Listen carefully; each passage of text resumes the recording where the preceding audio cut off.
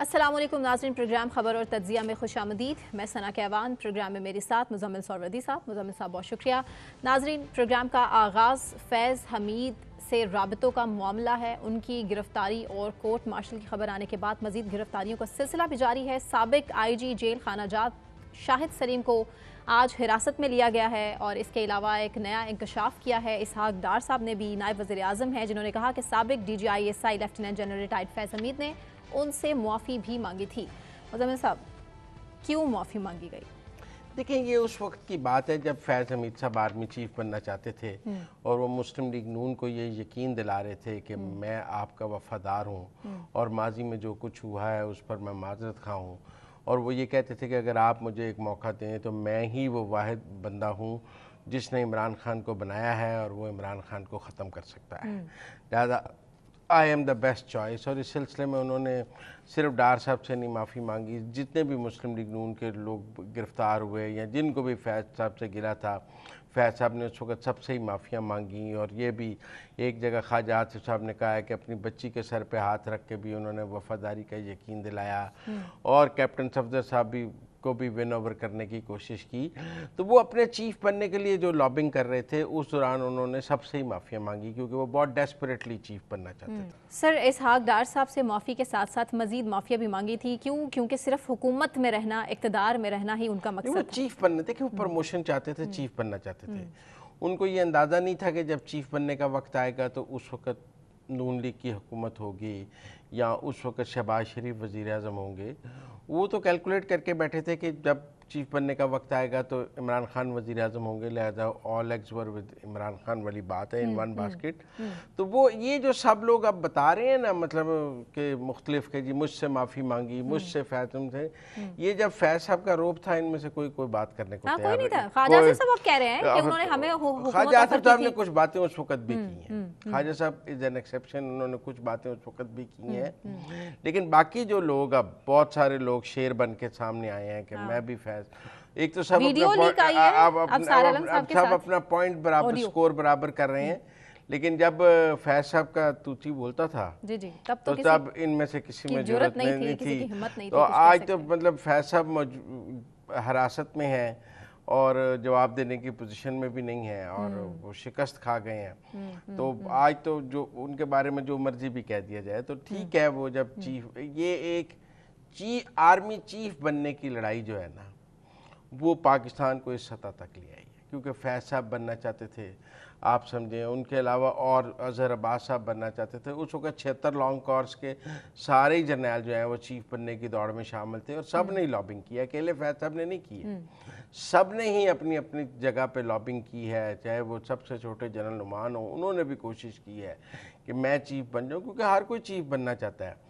एक चीफ बनना और चीफ के बाद एक्सटेंशन लेना, अच्छा, ये भी सबसे बड़ा मसला। सिर्फ हुआ ये है कि फैज़ साहब जब चीफ नहीं बन सके और रिटायर हो गए, फैज़ साहब ने उसके बाद भी काम जारी रखा, ठीक है ना, PTI के साथ और अपने पॉलिटिकल, बाकियों ने नहीं रखा। जो और लोग भी चीफ की दौड़ में शामिल थे, जनरल अजहर अब्बास शामिल थे और लोग शामिल थे, वो जब रिटायर हो गए तो वो खामोश हो गए और उन्होंने कहा कि इनिंग इज़ ओवर। फैज़ साहब ने कहा इनिंग इज़ नॉट ओवर, वो उसके बाद भी एक इनिंग खेलते रहे, सिर्फ इतना ही फ़र्क है। वरना चीफ की दौड़ में तो सब ने बराबर ट्राई की चीफ बनने की और आसिम मुनीर का कुरान निकल आया और वो एक अलग बात है। लेकिन अब सूरत हाल ये है कि दिन ब दिन गिरफ्तारियाँ बढ़ती जा रही हैं और अब IG जेल गिरफ्तार हुए हैं पंजाब के शाहिद सलीम साहब, जो 5 साल रहे हैं, अक्टूबर 2022 में रिटायर हुए। तो टेक्निकली ये PTI के दौर में ये IG जेल रहे हैं। हाँ जी। तो जो जेल की सहूलतकारी है या कम्युनिकेशन है, उसमें ही शायद, मतलब मैं बताऊं, जो फील्ड कोर्ट मार्शल से तो शायद सलीम का कोई ताल्लुक नहीं हो सकता। जो इन्होंने को आर्मी डिसिप्लिन की तो खिलाफवर्जी नहीं की, इन्होंने तो जेल में फैसिलिटेशन की होगी इमरान खान की, और उस फैसिलिटेशन पे का नेटवर्क जो पकड़ा जा रहा है उसके कुरे हो सकते हैं IG तक, साबिक IG तक मिले हों। लेकिन मैं समझता हूँ कि जो आर्मी एक्ट वाला मामला है जिसमें गिरफ्तारियाँ हैं और जिसमें बहुत सारे लोग मुख्तलिफ फिगर्स दे रहे हैं गिरफ्तारियों के, कोई कह रहा है 78 गिरफ्तारियाँ, कोई कह रहा है 52 गिरफ्तारियाँ, और फ़ौज अभी तक सिर्फ 3 गिरफ्तारियाँ मान रही है। लेकिन वो मामला ज़्यादा सीरियस है मेरे ख्याल में, मेरे ख्याल में ये मामला इतना सीरियस नहीं है। शायद सलीम साहब की भी बेल हो जाएगी और मेरे ख्याल में वो डिप्टी सुपरिटेंडेंट की भी जब गिरफ्तारी जाहिर की जाएगी और इसके अलावा मजीद जो 5 और गिरफ्तारियां की गई हैं, ये लोग नौकरियों से तो निकल सकते हैं, टू बी वेरी फ्रैंक मैं कहूँ, फिर अदालतों से बहाल होते रहेंगे, ट्रिब्यूनल्स में इनके केस जाते रहेंगे, उनकी फैमिलीज ने अदालतों से रुजू कर लिया। ठीक है ना। शायद सलीम साहब तो रिटायर हो चुके हैं, उनके ऊपर तो एक केस बनेगा, पेंशन जब्त हो सकती है, लेकिन वो जो डिप्टी सुपरिटेंडेंट है उसको नौकरी से निकाला जा सकता है पीड एक्ट के तहत। जो वार्डन शॉर्डन है उनको आईजी निकाल देगा। तो कुछ लोग नौकरी से चले जाएंगे, कुछ की जमानतें हो जाएंगी, लेकिन मुझे ये कोई इतने बड़ा क्राइम नहीं लग रहा। अच्छा। मुझे ये लग रहा है कि ये जेल में सहूलतकारी ज़रूर हो, आप कह सकते हैं कि हुकूमत की या इंटेलिजेंस इदारों की नाअहली है। और इमरान खान साहब ने डिस्गाइज बहुत अच्छा किया। देखें, अब ये पता लग रहा है कि उन्हें जेल में मुकम्मल सहूलियात थी, फ़ोन था, कम्युनिकेशन थी, हर चीज़ अवेलेबल थी। वो कहते क्या थे, मेरे पे बड़ी पाबंदियाँ, एक कर्नल हर वक्त मेरे सर पे बैठा रहता है, एक कर्नल ने पूरी जेल को, मतलब कर्नल ने जेल को काबू में लिया होता तो डिप्टी सुपरिटेंडेंट उनकी जुल्फी बुखारी और जनरल फैज से बातें करा रहा होता। आप मेरी बात समझे। लेकिन चूंकि खान साहब मीडिया को और नैरेटिव बिल्डिंग का खेल जानते हैं, लिहाजा जब उन्हें जेल में मराहत मिल रही थी तो उन्होंने कहा किसी का ज़हन इस तरफ ना चला जाए कि मैं कंफर्टेबल हूँ और मुझे को मराहत मिल रही है। उन्होंने यकदम एजेंसियों पर अटैक कर दिया। उन्होंने कहा एक कर्नल ने पूरी जेल पर कब्जा किया हुआ है, कर्नल हर वक्त मुझे कोई कर्नल की मर्जी के बगैर। तो नहीं किया था? अगर किया होता तो ये हाल होता। उनकी अगर किया होता तो हो रहा था। अगर कर्नल ने जेल का कब्जा होता, ये तो सहाफियों ने भी क्लेम किया है, ये तो वकला ने भी क्लेम किया है कि उनकी एक कॉल पर उनसे इजाजत ली जाती थी कि जी वकला से मिलने की इजाजत है खान साहब से या नहीं, सहाफियों से मिलने की इजाजत है या नहीं, तो मना कर दिया जाता था। अगर अंदर आप मेरी बात सुनिए, अगर खान साहब के सेल की सर्विलेंस जो है वहां कोई कैमरा लगा होता या वहां उनकी सर्विलेंस की जा रही होती तो फिर इतने अरसे से मोबाइल तो नहीं यूज हो सकता था। आप मेरी बात सुनिए, खामोशी से मोबाइल दिया गया, बटन्स वाला फोन था, बात करने के लिए तो फोन पता लग ही जाता। देखिए मरियम नवाज के पास भी फोन था नहीं, पर एक दिन में पकड़ा गया नहीं, क्योंकि कैमरे लगे हुए थे। एक दिन में नहीं, एक दिन में नैब की हिरासत में ही। आप मेरी बात समझे। और उनका तो ये है कि उनके तो वॉशरूम तक में कैमरे लगाए गए। आप मेरी बात समझे। और ये खान साहब तो 1 साल से ये नेटवर्क चला रहे थे। आप मेरी बात सुनिए, ये कोई 1-2 दिन की बात तो नहीं है, 1 साल से ये नेटवर्क चल रहा था। तो मेरा ख्याल है कि खान साहब जो है ना वो डिस्गाइज अच्छा कर लेते हैं नैरेटिव बिल्डिंग का। वो जो सारा था ना, कर्नल ने जेल का कब्जा किया हुआ है, कर्नल मेरे सर पे बैठ रहता है, कर्नल नहीं था, डिप्टी सुपरिटेंडेंट की सहूलतकारी से वो लोगों को धोखा देना चाहते थे कि किसी का ज़हन इस तरफ ना चला जाए। ऐसी क्या बात थी इमरान खान साहब की तरफ से जो बहुत खामोशी से कम्युनिकेट की गई? क्योंकि सहाफ़ियों के जरिए तकरीबन जिस तरह से गुफ्तगू की जाती है, जो नैरेटिव वो बना रहे हैं, वो तो सब इस वक्त तो चैनल्स भी ऑन एयर कर रहे हैं। अब तो ऐसी कोई खामोश चीज है ही नहीं। आप मेरी बात सुनिए, जो वीडियो हुई जिसको बाद में बैरिस्टर गौहर ने भी डिसोन किया, उमर अयूब ने भी डिसोन किया, रहमान कमीशन वाली, वो मैसेज भी तो उन्होंने किसी तरह भेजा ना, वो इनके जरिए तो नहीं भेजा। ये लेकिन ताल्लुकी का इजहार किया, ये तो है, लेकिन फिर भी ताल्लुकी का इजहार किया जब टीम पहुंची वहां पर। अच्छा मेरी बात इन्वेस्टिगेशन के लिए। और जो फौज के खिलाफ नैरेटिव के वो ट्वीट्स चलते थे, वो ट्वीट्स भी तो वो किसी को मैसेज देते थे ना। कोई उनको फैज साहब मैसेज कहते ना कि जो फौज मुखालिफ प्रोपेगेंडा है वो फैज साहब के मशवरे पे चल रहा था। और फैज साहब जो है वो मशवरा दे रहे थे कि ये ऐसे ऐसे होना चाहिए और वो खान साहब तक पहुंचते थे। तो एक कम्युनिकेशन का जो चैनल था उस पर। लेकिन अब मैं ये समझता हूँ कि शेर अफजल मरवत साहब ने आज बड़ी बात की है। उन्होंने भी किया है, हलीमा खान साहिबा ने भी बहुत वो तो काजी साहब के बारे में किया है ना, वो तो हम आगे देख लेंगे। लेकिन शेर अफजल मरवत साहब क्या रहे हैं वो पहले सुनवाते हैं। मरवत साहब ये बता दीजिएगा कि फैज हमीद का मिलिट्री ट्रायल शुरू हो गया है, क्या सजाएं हो सकती हैं उनके? जो इल्जाम है जिसकी जानकारी मीडिया के जरिए हुई है वो यही है कि उन्होंने अगवा बराए तवान किया है, अपने इख्तियार का नाजायज इस्तेमाल किया है, बत्ताखोरी की है, एक्सटॉर्शन की है। ताज़ीरात पाकिस्तान के तहत भी और आर्मी एक्ट के तहत ये संगीन जराइम है और कम से कम सजा इसकी सजाए मौत है। ये तो मरवत साहब ने बात ही खत्म कर दी, कम से कम इसकी सजाए मौत है। ये क्या ट्रेंड सेट होने जा रहा है? ये पीटीआई का मौकफ तो नहीं है, नहीं है, जाहिर है वो तो इमरान पार्टी खान से तो है ही, वो तो करार दे रहे हैं, मुअत्तल कर मंसूख कर दिया उनकी तो मेंबरशिप ही मंसूख। लेकिन आप ये देखें कि इसका मतलब है कि पीटीआई का झंडा पहना हुआ था ये गुफ्तगू करते वक्त शेर अफजल मरवत 13 अगस्त की और रात पिछले को दिन भी उनकी उन्होंने 1 एहतजाज घंटा किया। बानी पीटीआई से जेल में मुलाकात भी हो गई है। हाँ जी। उनकी बहाली की बातचीत भी चल रही है और खान साहब उनको 1 घंटा मिले हैं अकेले, जिसके बाद उन्होंने एक बड़ा वीलॉग भी किया है। तो मेरे ख्याल में अब हमें नहीं कहना चाहिए। खान साहब ने कहा है वो कौम का असासा है, शेर अफजल मरवत साहब कह रहे हैं कि इनको फांसी कम से कम हो सकती है जो उनकी अच्छा, ये सजा। बड़ी बात है ये कि कितनी मतलब आर्मी एक्ट की खिलाफ वर्जी की ये सजा भी contradiction हो है। सकती है और कुछ सर्विंग लोगों की गिरफ्तारी की भी खबरें हैं। अच्छा, सिर्फ रिटायर्ड लोगों की बात नहीं है, ये ठीक है कि बात किसकी अभी तरफ इशारा है? मुझे नहीं पता, मतलब बात यह है कि कुछ ना कुछ सर्विंग लोग भी तो इस नेटवर्क का हिस्सा होंगे। मुतालबा बाजवा साहब की गिरफ्तारी का भी आ गया नहीं, बाजवा साहब नहीं गिरफ्तार हो सकते क्योंकि देखिए बाजवा कि साहब ने उनके नाक के नीचे सब कुछ हो रहा था, नहीं। उन्हें मालूम नहीं था, ऐसा नहीं, क्यों? उनके नाक के नीचे कैसे हो रहा था? आर्मी चीफ थे वो और फैज साहब एक ही दिन रिटायर हुए हैं। वो आर्मी चीफ कैसे थे? पहले से चल रहा था ना, नहीं, जो नहीं, सिस्टम आप सारा मेरी चल रहा बात था सुनो, जो 2018 का फलां देखें ढमकां, मेरी बात आसिफ साहब भी सुने, जो कह रहे ज्यादा मसला है पोस्ट रिटायरमेंट आर्मी एक्ट की खिलाफ वर्जी का। तब बाजवा साहब तो चीफ नहीं थे, वो तो आसिम मुनीर के चीफ के दौरान बात है ना, तो उस पे तो बाजवा साहब की पकड़ ही नहीं हो सकती, वो तो आसिम मुनीर के दौर की सारी बात है ना। उस पे आप बाजवा ये जो तहरीक इंसाफ के दोस्तों की ख्वाहिश है ना बाजवा साहब फड़े जाए, वो नहीं हो सकता। बाजवा साहब नहीं फड़े जा रहे, आप लोग बेफिक्र हैं। आपने कल भी कहा था कि किसी आर्मी चीफ आर्मी चीफ का बेशक जैनुल नहीं है, शरफ का हमने कभी देखा, DGI लेकिन हुआ ऐसा ही कुछ भी नहीं हुआ। फैज साहब ने तो एक नहीं मुतद्दद बार रेड लाइंस क्रॉस की, मेरे ख्याल में आर्मी ने उन्हें एक नहीं दर्जनों बार इग्नोर किया, उनको वार्न किया, उनको वार्निंग दी, उनको उनकी सलाह की कोशिश की, उनको कहा कि आप ना करें, वो बाज ही नहीं आ रहे थे।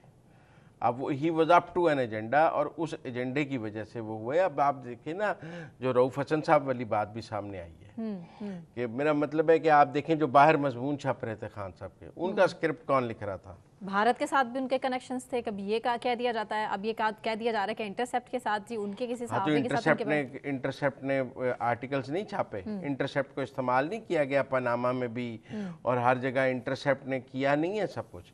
तो मेरा मतलब है कि और इंटरसेप्ट पाकिस्तान के खिलाफ प्रोपेगेंडे में इस्तेमाल नहीं हुआ। तो मेरे ख्याल में रऊफ हसन साहब जो है उनके ये सारा जो पंडोरा बॉक्स आज खुला नजर आ रहा है ना, ये रऊफ हसन की गिरफ्तारी से ही हो रहा है। ये आपने इस तरफ इशारा दिया ये कि उनकी गिरफ्तारी के बाद वहां से उन्होंने टिप ऑफ क्लू द दिया आइसबर्ग था उनकी और गिरफ्तारी, उन्होंने क्लू दिया था फैज हमीद के उन्होंने दिया, तफ्तीश में सामने आया। लेकिन मेरे ख्याल में आप ये देखें कि इस वक्त रियासत किस मूड में है, आप देख लें इस्लामाबाद हाई कोर्ट के रियासत तो गिरफ्तारियों के मूड में है, फुल गिरफ्तारियों के मूड एक में। नहीं, दो नहीं, 10 और आने वाले दिनों में कहा जा रहा है कि और भी गिरफ्तारियां होने वाली हैं। आने वाले दिनों में और भी गिरफ्तारियां हो रही हैं। बानी पीटीआई के मिलिट्री ट्रायल की भी बात हो रही है, क्योंकि अब जब इसमें होगा तो फिर देखा जाएगा। लेकिन अभी ये देखना पड़ेगा। मैं आपको एक और बात बताऊं कि जनरल फैज के आर्मी में बहुत रूट्स हैं। मतलब जो chairman joint chief of staff हैं साहिर शमशाद मिर्जा, उनके और जनरल फैज के बहुत अच्छे ताल्लुकात हैं जी। उनकी बेटी की शादी पे एक मेहंदी साहिर शमशाद साहब के घर में भी हुई थी। तो अब बहुत उनकी भी अंदर, और ये फौज के लिए कोई आसान फैसला नहीं था जो फैज साहब वाला है। तो इसलिए सब लोग कह रहे हैं कि ये करने से पहले उन्होंने तमाम कोर कमांडर्स को एतमाद में लिया, अब गिरफ्तारी के बाद वेटरन्स को एतमाद में लिया। तो अभी भी मंजरनामा क्लियर नहीं है कुल कितनी गिरफ्तारियां हैं और किस किस ने पकड़ा, क्योंकि अभी हमें जो गिरफ्तारियां नजर आ रही हैं ना, ये सिविल साइड की हैं और उसके पीछे भी जो बहुत कुछ ऐसा है मिलिट्री जो साइड की पकड़ रहा है। गिरफ्तारियां हैं उनमें सिर्फ अभी तक 3 नाम आए हैं। और मैं नहीं समझता कि ये 3 बंदे सिर्फ ये काम कर रहे थे, मतलब फैज साहब, 2 ब्रिगेडियर और पूरा एक कर्नल। ये एक पैरेलल आईएसआई इंटेलिजेंस ऑपरेशन हो रहा था। जैसे कि मैंने कल भी कहा कि आईएसआई के मुकाबले पे एक और आईएसआई उन्होंने अपनी बनाई हुई थी, और कहीं ना कहीं जैसे कनेक्ट किया शैडो जाएगा गवर्नमेंट नहीं बना लेता इसको कोई, डिजिटल दहशतगर्दी के साथ भी। जैसे शैडो गवर्नमेंट नहीं बना लेते, इन्होंने अपनी शैडो इंटेलिजेंस एजेंसी बनाई हुई थी, जो वो ये मुल्क में जिसका नेटवर्क चला रहे थे। इसमें तो अभी जुडिशरी का नेटवर्क भी निकलना है कि जजों को पैगाम रसानी कैसे हो रही थी और जजों से रब्ताकारी कैसे हो रही थी। तभी तो साकिब निसार साहब लंदन है और वो कहते हैं मेरा इस मामले से कोई ताल्लुक नहीं है, जबकि वो कहते हैं सारा ताल्लुक ही उनका है, उनके बगैर तो खेल आगे। लेकिन आपको नहीं लगता आने वाले टाइम में मजीद ब्लेम गेम शुरू हो जाएगा कि हमने ऐसा कौन सा काम किया जो इससे पहले कभी नहीं हुआ? सब देखिए, ये कोई चोर ये कह सकता है कि इससे पहले चोरी नहीं हुई जो मुझे आपने पकड़ लिया। आपने अपने जुर्म का जवाब देना है। आपने मतलब ये किसी जुर्म का दिफा नहीं है कि जी ये और ये जुर्म पहले system भी हुआ है, transparent होना लिहाजा चाहिए। ये बहुत मैंने अच्छा कर मौका लिया। है। मतलब ये तो ऐसी है जैसे कोई कत्ल करके कह देखें जी अजल से कत्ल होते आ रहे हैं तो मैंने कर दिया, तो ऐसी तो कौन क्या सी बात किया? नहीं, उसको उसके कत्ल की सजा मिलनी है, क्योंकि जॉब वो की हाँ। डिमांड यही है नहीं है जो डिमांड नहीं है, डिमांड करते ये एक गलत दिफा है, कमजोर दिफा है। जुर्म जुर्म है, और जो शेर अफजल मरवत साहब ने कहा है ना, उसको आप इस तरह ये हमने रिपीट कर सकते हैं, उसको इस तरह फेंक नहीं सकते हैं। हम इसको रिपीट भी नहीं कर सकते क्योंकि अगर इस नहीं तरह रिपीट ट्रेंड कर सकते हैं, उन्होंने कहा है कि सेट हो इसकी गया तो फिर मैक्सिमम इसकी सजा लपेट में फांसी बहुत है। से लोग आएंगे, हैं? इसकी लपेट में फिर बहुत से लोग आएंगे आने वाले वक्त में। अगर वक्त हाँ, ये नहीं रहा तो लेकिन फिर वक्त मिलिट्री एक्ट का ये जो फील्ड कोर्ट वो नहीं रहा तो मार्शल ये है, भी नहीं रहेगा। इसमें सख्त सजाएं होंगी, इसमें नरम सजाओं की तवक्को ना रखी। लेट्स सी ब्रेक पर जाते हैं। ब्रेक से वापस आने के बाद रऊफ हसन साहब को डिस्कस करेंगे मजीद, हमारे साथ रहिए।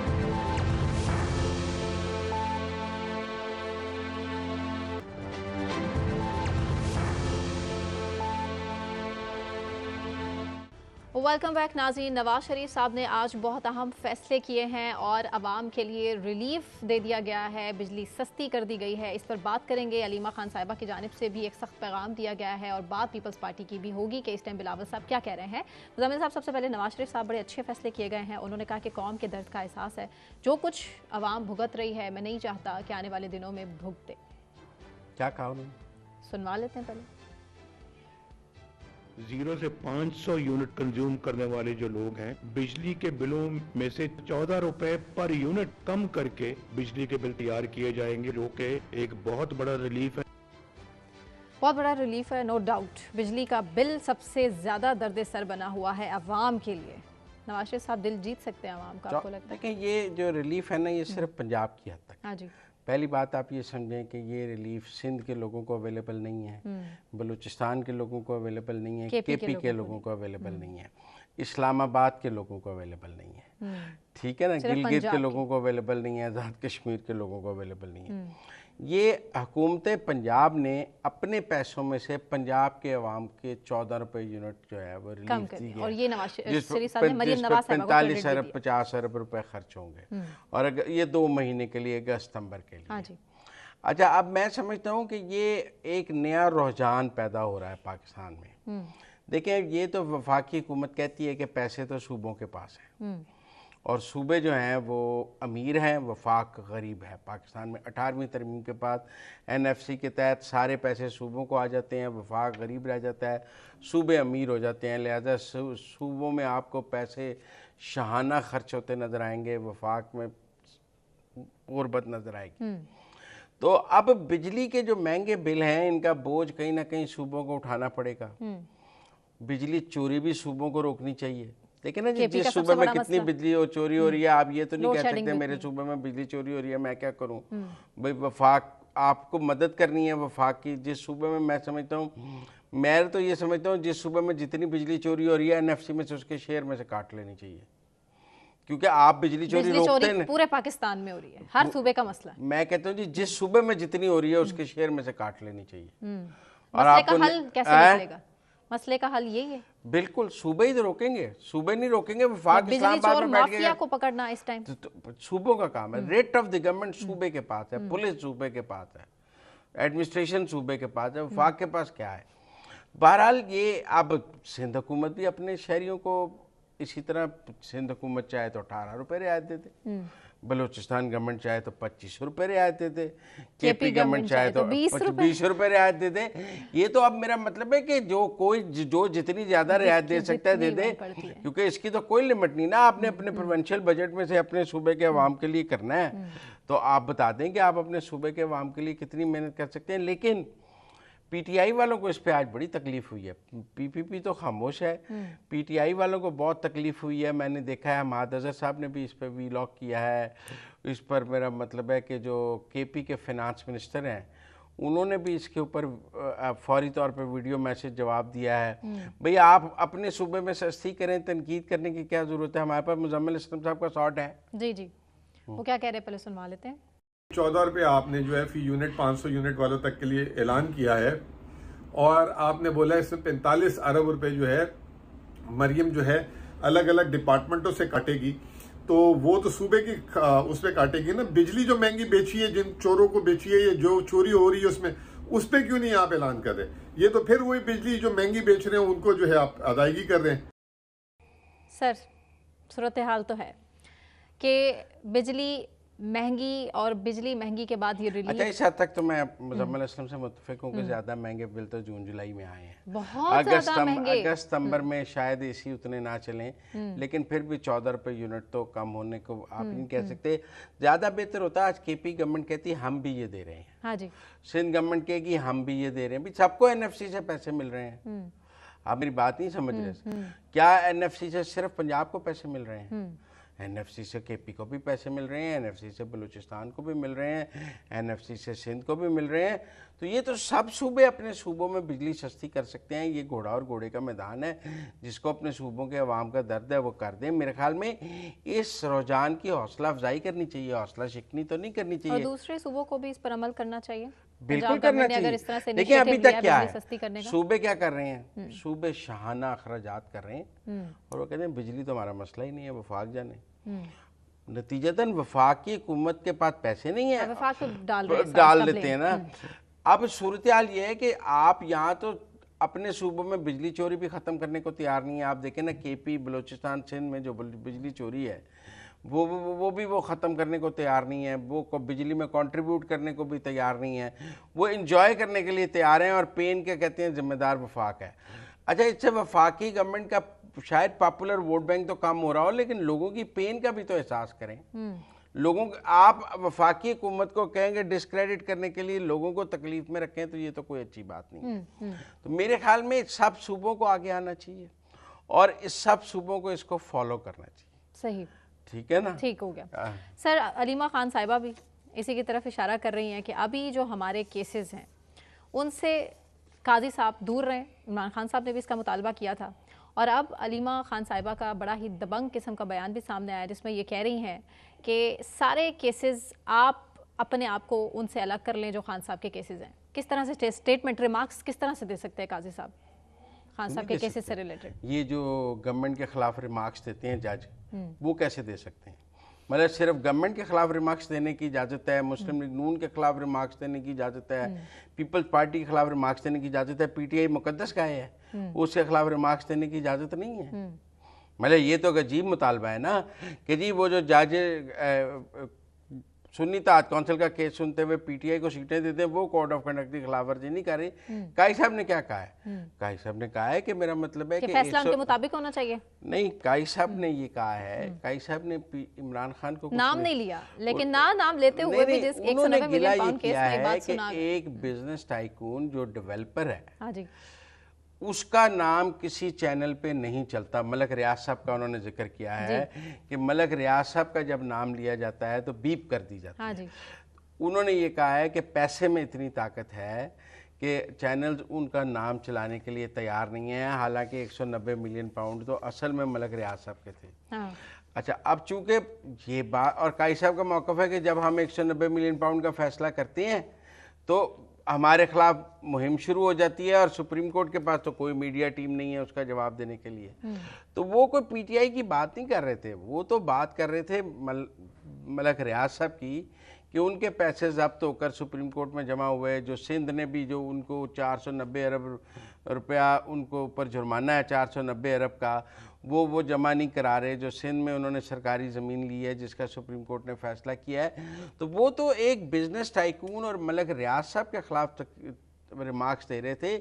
मुझे नहीं समझ आई अलीमा खान को इतनी तकलीफ क्यों हो गई है मलक रियाज साहब के खिलाफ रिमार्क्स पे। वो कह रही है मैं इनसे पूछूंगी, वो मलक रियाज साहब के वकील हो गई हैं अलीमा खान? नहीं, खान साहब नहीं, आप मेरी बात समझे ना।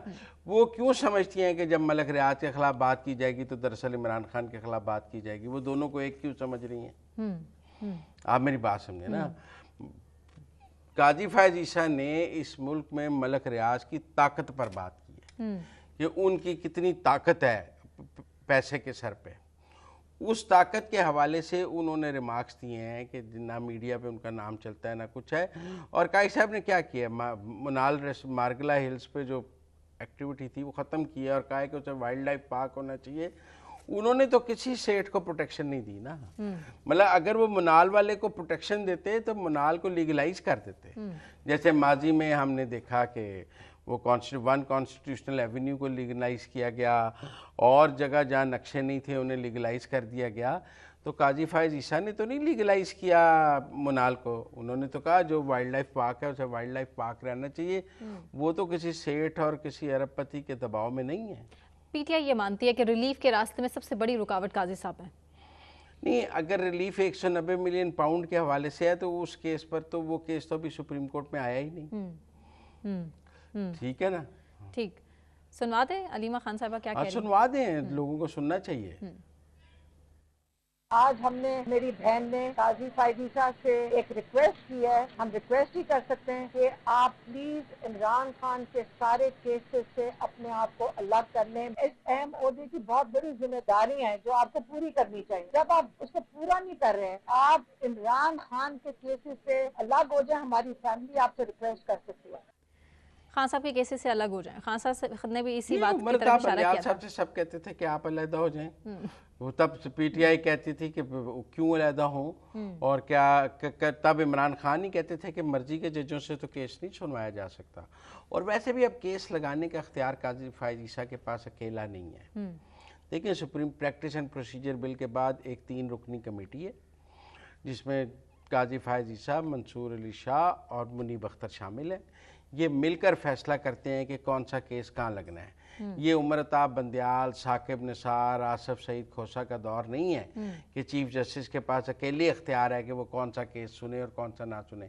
अब तो एक 3 रुकनी कमेटी फैसला करती है। तो वो आप काजी फायज ईसा को कैसे कह सकते हैं? वो कमेटी जौन सा केस काई साहब को मार्क करेगी, काई साहब सुन लेंगे। वो कमेटी जौन सा केस काई साहब को नहीं कहेगी, काई साहब नहीं सुनेंगे। फैसला तो कमेटी ने करना है, तो काई साहब ने अकेले तो करना ही नहीं है। लेकिन मैं समझता हूँ कि काजी फायज ईसा ने बहुत ही रियायत दी है। मतलब आप मेरी बात समझें, 2 प्रेस कॉन्फ्रेंसें अतर मनीला साहब के खिलाफ हुई थी, उन्होंने तो तौहीन अदालत हो गई थी जी। काई साहब के खिलाफ रोज पीटीआई कैंपेन चलाती है, वो कोई तौहीन अदालत का नोटिस नहीं देते जी। और वो इस सारी तनकीद को बर्दाश्त करते हैं और इसका कोई जवाब भी उन्होंने कहा था कि खुले दिल से जितनी मर्जी तनकीद करें। बात फिर ये खुले दिल से तनकीद पे आप देख लें कि फिर लोग, मेरा मतलब है, खुले दिल का नाजायज फायदा भी उठाते हैं। पीपल्स पार्टी की भी बात है मुजम्मिल साहब, एक सवाल पीपल्स पार्टी के हवाले से भी, क्योंकि टाइम शॉर्ट रह गया, मुझे ब्रेक की तरफ आगे जाना है। पीपल्स पार्टी ये कह रही है, बिलावल साहब कह रहे हैं कि कमज़ोर मौशी पॉलिसीज पर आप हुकूमत को टफ टाइम देंगे, ये फैसला कर लिया। ये पीपल्स पार्टी हमने पहले भी बारहा बात की है, ये बेसिकली विकेट्स के दोनों तरफ खेलना चाहती है और ये चाहते हैं कि हमारे हालात ठीक भी रहें नून लीग के साथ, हम उन्हें टफ टाइम भी देने जा रहे हैं, उनके खिलाफ भी बातें करते हैं, उनके साथ और मखसूस नशिस्तों के मामले में उनके साथ भी खड़े हैं। पहले नहीं थे, फिर बाद में बजट में भी वोट दिया है, बजट पे भी वोट दे दिया, पहले एतराज उठाया और फिर उसके बाद वोट दे दिया। तो मेरे ख्याल में हमें अब पीपल्स पार्टी की आदत हो जानी चाहिए कि उन्होंने हाथी के दांत खाने के और दिखाने के और इनको सीरियस नहीं लेना चाहिए। अब ये आप कहना चाह रहे हैं? मेरे ख्याल में बिलावल जो है ना, इस तरह की पॉलिटिक्स करके खुद को डैमेज कर रहे हैं। हाँ, टफ टाइम देंगे क्या? सड़कों पर मतलब यहाँ तो सुबह आप कहें कि हमने शहबाज शरीफ से अपनी सपोर्ट विड्रॉ कर ली, हाँ।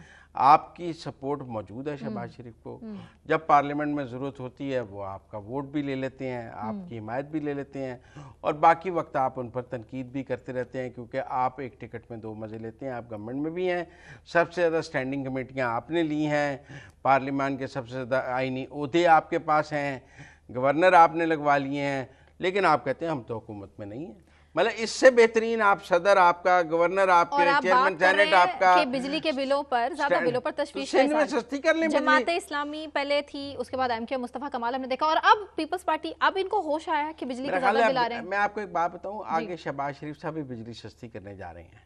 हाँ जी, उनका भी एक 5-6 प्लान आ रहा है, तो मेरा ख्याल है ये सब अब उसका क्रेडिट लेंगे कि हमारे दबाव की, कि हमने कहा तो ये हमने कहा तो ये हो गया, हमने कहा तो लोग नहीं समझते, लोग बच्चे हैं, मासूम छोटे। मेरा ख्याल है आज तो नवाज शरीफ ने और मुस्लिम लीग नून ने सब सूबों को टेस्ट में डाल दिया। आए, आपको भी अपने लोगों का दर्द है तो आप भी सस्ती करें। आज तो सब सूबों का इम्तिहान शुरू हो गया ना। आज तो बिलावल साहब को चाहिए फौरन मुराद अली शाह को फोन करें और कहें कि आप 20 रुपए सस्ती करें। पंजाब ने 14 रुपए किए, हम उनसे आगे निकलना चाहते हैं खिदमत में। उन्होंने कर दिया है, लेकिन एतराज उठाया उन्होंने वज़ीर आला पंजाब पर। वो कह रहे हैं कि अमेरिका में महंगे इश्तिहारात लगाए जा रहे हैं, पंजाब में कौन सा IT इनकलाब लाया जा रहा है जिसके इश्तिहारात न्यूयॉर्क में लगवाए जा रहे हैं? बड़ा उनका वैलिड पॉइंट है ये। वो CBD के हैं, वो पंजाब गवर्नमेंट के नहीं हैं। वो एक कमर्शियल प्रोजेक्ट है जिसका रियल एस्टेट का, जिसके वो CBD के लगे हैं। लेकिन फिर आप कहते हैं कि पाकिस्तान में इंटरनेशनल इन्वेस्टमेंट भी आनी चाहिए, और फिर अगर बाहर कोई काम किया जाए तो आपको उस पर एतराज़ भी होता है। तो दो काम तो नहीं चल सकते। यहाँ तो आप कहें कि दुनिया में हमने अपनी इन्वेस्टमेंट के लिए दरवाजे नहीं खोलने हैं, तो फिर वहाँ जाके अपनी चीज़ें दिखानी भी पड़ेंगी। CBD तो फिर मतलब दोनों तरफ तो नहीं खेला लेकिन जाता। अपनी तशहीर इस तरह से, जबकि मुल्क के मौशी हालात हमारे वो सामने CBD हैं। बिलावल के साहब ये इश्तिहार- बात तो ठीक कह रहे हैं मुजम्मिल साहब, इसको तो हमें नहीं तो मानना क्या चाहिए। सिंध गवर्नमेंट इश्तिहार नहीं दे रही टीवीज पे? टीवीज पे अमेरिका हर में- जगह दे रही है ना। तो अमेरिका मेरा मतलब में। हर गवर्नमेंट को इश्तिहार देने चाहिए। इश्तिहार देंगे तो लोगों को आपकी कारकर्दगी पता लगेगी। ठीक है मुजम्मिल साहब, पॉइंट क्लियर है। ब्रेक ले लेते हैं, ब्रेक से वापस आने के बाद हम कंटिन्यू करेंगे। हमारे साथ रहिए।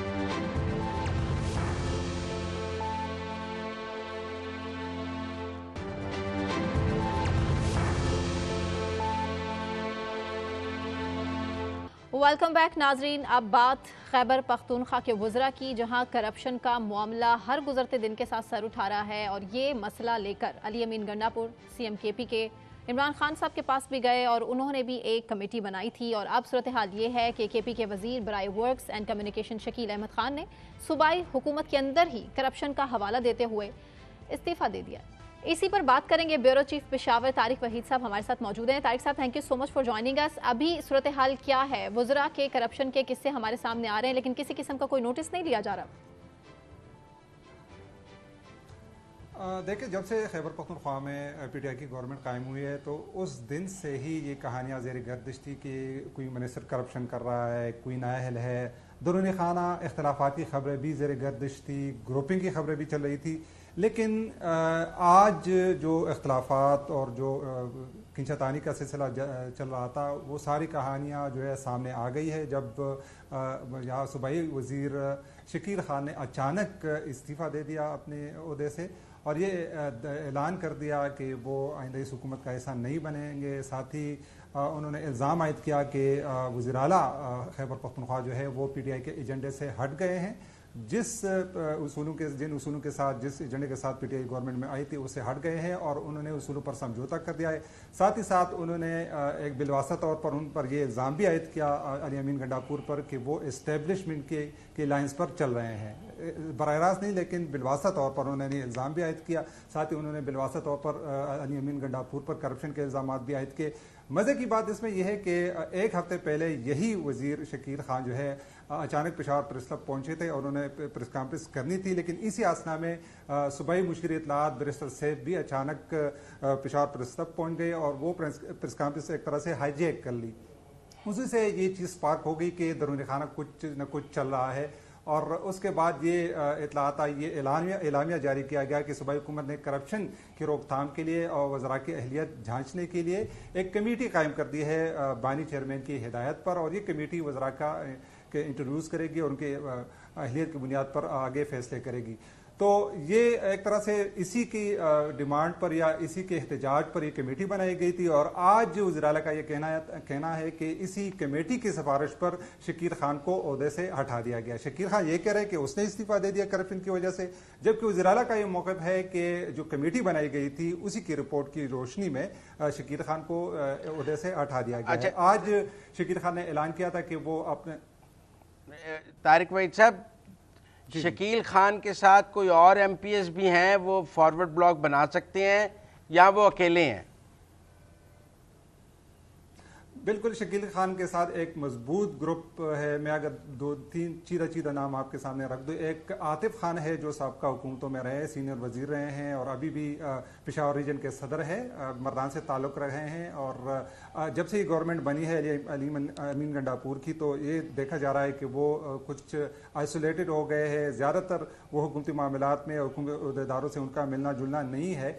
लेकिन ये जो ग्रुप जो है आज बाकायदा तौर पर सामने आया है कि आतिफ खान ने भी बयान दाग दिया है कि उनकी सपोर्ट में, शकील खान की सपोर्ट में उनका ये कहना है कि शकील खान को वो गुज़िश्ता 10-11 साल से जानते हैं, वजारतें करते रहे, लेकिन उन पर करप्शन का कोई दाग नहीं लगा। इसके साथ साथ जो दूसरे ओहदेदार हैं मरकजी जुनैद अकबर MNA है, उन्होंने भी सोशल मीडिया के जरिए शकील खान की हिमायत का ऐलान किया है और उन्होंने भी ये दावा किया है कि शकील खान पर जो इल्जामात लगे हैं वो बेबुनियाद है। तारिक कितने MPs का फॉरवर्ड ब्लॉक बने तो गंडापुर हट सकते हैं? देखिए अभी तो फॉरवर्ड ब्लॉक का सीन नहीं बना क्योंकि इनकी स्ट्रेंथ इतनी नहीं है, क्योंकि ज़्यादातर जो अक्सरियती MPs है इस वक्त भी वो अली अमीन गंडापुर के लोग हैं। इनकी तादाद बहुत भी बढ़ा दे तो मेरे ख्याल में 14-15 लोगों की नहीं होगी। जो आतिफ खान ग्रुप अगर हम उसको समझ ले तो इसमें आतिफ खान के हमरा जो उनके दाई है, जो उनके हम ख्याल लोग हैं, उनकी तादाद 14-15 उससे नहीं है। लेकिन दुनिया खाना ये लात भी आ रही है कि PTI में कुछ और इस तरह के लोग हैं, शख्सियात है जो सूबाई गवर्नमेंट से नाराज़ है, बिलखसूस अली अमीन गंडापुर से उनकी नाराज़गी है। और अगर ये ग्रुप सामने आ गया, आतिफ खान का ग्रुप बाकायदा तौर पर सामने आ गया, उन्होंने अगर फॉरवर्ड ब्लॉक बना लिया तो फिर ये तवक्को की जा सकती है कि हुकूमत के लिए, PTI के लिए मुश्किलात खड़ी कर सकती है। कितने PTI के टोटल KP असेंबली की कितनी स्ट्रेंथ है और PTI के कितने लोग हैं?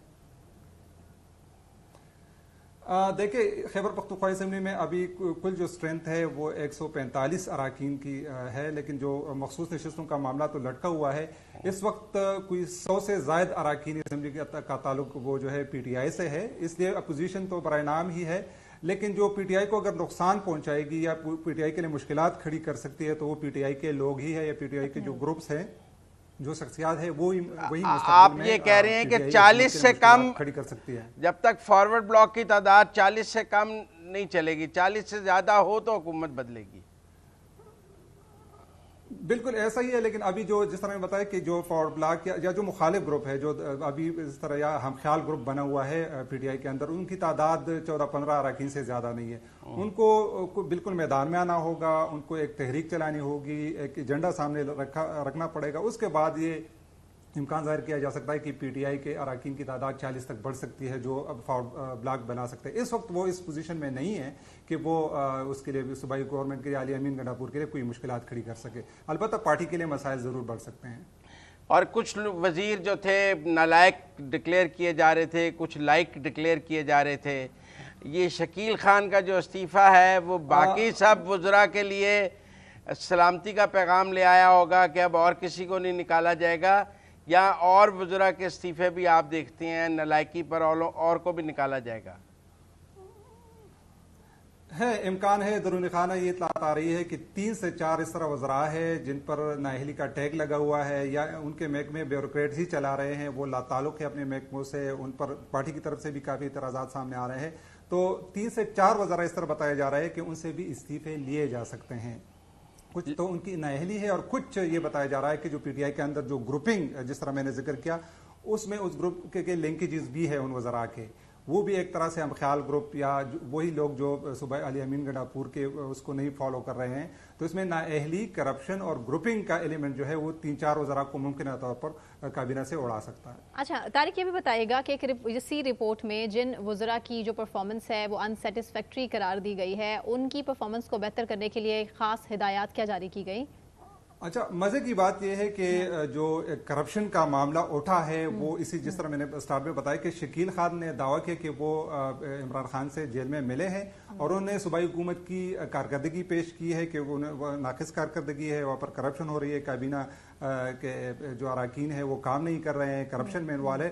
तो उनका ये दावा था कि इमरान खान ने उन्हें असाइन किया है कि आप जाकर मेरा पैगाम पहुंचा दे कि कमेटी बना दी जाए जो वज़रा पर नजर रखे। अच्छा, जिस तरह बताया कि वो प्रेस कॉन्फ्रेंस के लिए पहुंचे तो बैरिस्टर सैफ वहां पर पहुंचे, उन्होंने ये प्रेस कॉन्फ्रेंस हाईजैक कर ली और उसके बाद एक कमेटी जरूर बनी, जो इस्लाहाती कमेटी बनी। उसमें साबिक गवर्नर खैबर पख्तूनख्वा शाह फरमान को और जो मुसद्दिक मलिक है मुशीर इंसदादे करप्शन, उनको कमेटी में शामिल किया गया। लेकिन उसी कमेटी की, अभी उजला का कहना है कि उसी कमेटी की सिफारिश पर शकील खान को ही काबीना से उड़ा दिया गया।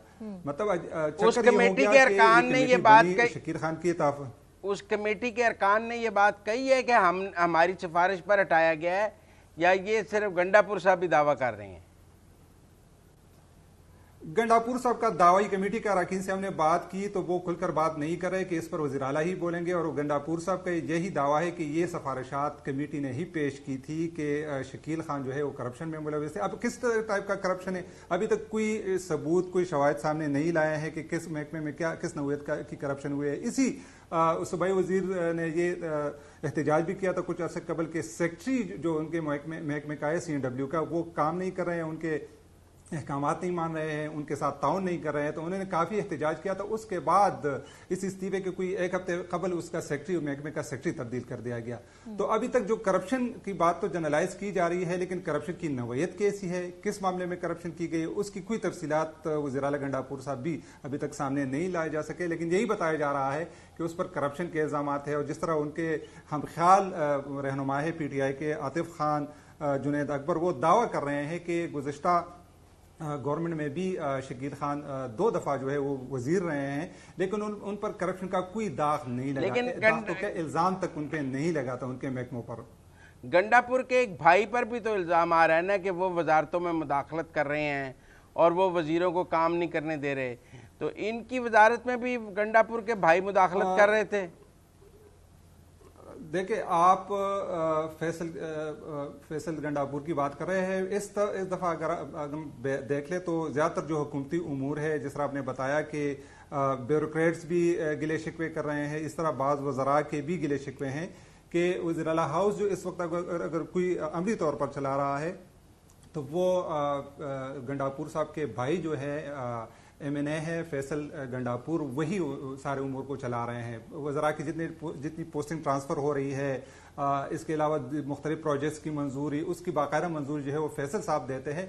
ये उनके PTI के अंदर हल्कों के जो वज़रा है उनका भी ये दावा है, उनके भी गिले शिकवे हैं कि अगर किसी की अली अमीन गंडापुर तक रसाई नहीं है तो फैसल अमीन तक वो रसाई हासिल करके अपने काम निकलवाते हैं। तो एक तरह से ये जिस तरह होता है करप्शन के इल्ज़ामात भी सामने आ रहे हैं, दरून खाना भी इसी फैसल अमीन गंडापुर की वज़ीर आला हाउस में मौजूदगी और तमाम उमूर चलाने पर भी इतराज़ात पार्टी के अंदर से भी सामने आ रहे हैं। लेकिन अभी तक इस करप्शन की नौयत क्या है, ठोस तौर पर क्या कुछ सामने नहीं आया है। अलबत्ता ये तमाम जो सूरत हाल है ये बिल्कुल वाज़ेह कर रहा है कि PTI के अंदर और हुकूमती हलकों के अंदर जो है इख्तलाफात मौजूद है, ग्रुपिंग मौजूद है, कहीं शैतानी का सिलसिला जारी है और साथ ही साथ इख्तियारात पर भी लड़ाई का सिलसिला जारी है। अब ये पेंडोरा बॉक्स खुल गया है, मेरे ख्याल में इसके वक्त गुजरते ही कुछ मजीद जो है चीज़ें भी सामने आ रही है कि जो ग्रुपिंग का जिस तरह मैंने गंडापुर साहब का एक इमेज गंडापुर साहब का एक इमेज है कि वो बहुत मजबूत और सख्त और बहुत दलेर आदमी है ना, वो किसी से डरते नहीं हैं, वो किसी ब्लैकमेल नहीं होंगे और बड़ा एक उन्होंने अपना स्ट्रॉन्ग इमेज बनाया हुआ है। ये वज़रा के जो इस्तीफे हैं ये गंडापुर को कमज़ोर करेंगे या वो अपनी रेट ताकत की बुनियाद पर कायम रखेंगे? देखिए, इस वक्त जो ताकत का मरकज है वो तो मुज़म्मिल साहब आप मुझसे बेहतर समझते हैं कि वो अडियाला जेल से ही आता है, ठीक है। वहाँ से जो इर्तिकाज आता है ताकत का, जिस बंदे की वहाँ पे मुलाकात होती है वहाँ से वो चीज़ ले आता है कि जी मुझे बानी चेयरमैन ने ये बोला है, इमरान खान ने मुझे ये टास्क सौंप दिया है, मुझे ये जिम्मेदारियाँ सौंप दी है। तो मेरे ख्याल में अगर इस पूरे सूरत हाल में इमरान खान की सपोर्ट अगर अली अमीन गंडापुर को हासिल है तो मेरे ख्याल में वो मजबूत ही रहेंगे। दो तीन वज़रा के मजीद इस्तीफे भी उसका कुछ नहीं बिगाड़ सकते। लेकिन अगर यही सूरत हाल, अगर उन्होंने अपना जो मुखालिफ ग्रुप है या जो हम ख्याल ग्रुप PTI के अंदर बना है इस सूरत हाल के बाद, वो अपना केस बानी चेयरमैन के पास ले गए, उनको कायल कर दिया कि वाकई जो एतराज़ात उस पर उठ रहे हैं कि वो हुकूमती उमूर नहीं चला रहे हैं या टीम को नहीं चला पा रहे हैं, और चेयरमैन का जहन इस तरह बना लिया कि वो अली अमीन गंडापुर को हटाने के या उसके कोई और उसके खिलाफ कोई कार्रवाई का कहते हैं या सोचते हैं। तो मेरे ख्याल में इस मौजूद आखिरी सवाल जो गंडापुर पर ये इल्ज़ाम लग रहा है कि वो एस्टेब्लिशमेंट के साथ फिट हो गए हैं और एस्टेब्लिशमेंट के इशारों पर चल रहे हैं, इससे उनकी PTI के अंदर सपोर्ट कम हो रही है या नहीं कम हो रही है? देखिए ये जो नैरेटिव है ये पीटीआई के हलकों के अंदर भी कुछ अरसे से चल रहा है कि वो इस्टेब्लिशमेंट की लाइंस को ले रहे हैं। जिस तरह आज मुस्ताफी वजीर है उसने भी इशारा दिया है कि गंडापुर साहब जो है वो किसी और के इशारों पर चल रहे हैं। तो ये तासुर पीटीआई के एक हलके में भी मौजूद है कि वो उसी लाइन को फॉलो कर रहे हैं, लेकिन अभी तक चूंकि जो ताकत का इर्तिकाज है वो एक बड़ी सीट पर बैठे हुए हैं, साथ ही साथ पार्टी चेयरमैन की हिमायत भी उन्हें हासिल है। तो मेरे ख्याल में पीटीआई के अंदर उनके लिए कोई मसला खड़ा नहीं होगा। लेकिन जिस तरह मैंने बताया कि ये ग्रुप अगर फैलता है, 2-3 जो उनके बड़े रहनुमा है आज खुलकर शकील खान की हिमायत में बोल पड़े हैं, तो अगर ये दायरा वसी होता है पीटीआई के अंदर तो यकीनन फिर उसमें मुस्तकबिल में अली अमीन गंडापुर के लिए मुश्किलात खड़ी हो सकती हैं और इख्तिलाफात बढ़ते हुए नजर आ सकते हैं। तारिक वही साहब बहुत शुक्रिया। इसी के साथ मुझे सना कहवान को और मुजम्मिल सौरवर्दी साहब को इजाजत दीजिए। अपना बहुत ख्याल रखिए। अल्लाह हाफ़िज़।